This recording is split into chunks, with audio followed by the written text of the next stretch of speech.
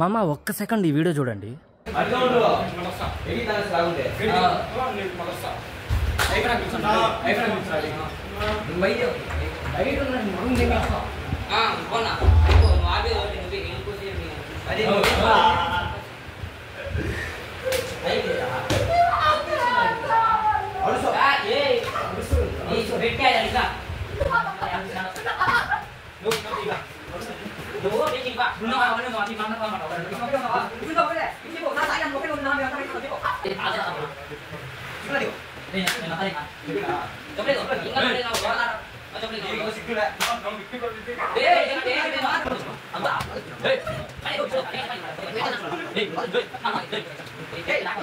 ఇప్పుడు మీరు చూసిన ఈ సంఘటన మన తిరుపతి జిల్లా పుత్తూరులోని సిద్ధార్థ కాలేజ్ హాస్టల్లో అయితే జరిగింది.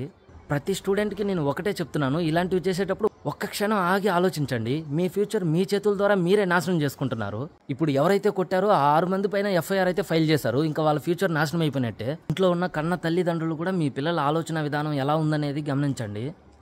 మీ ఫ్యూచర్ని మీ చేతులతో మీరే నాశనం చేసుకోకండి.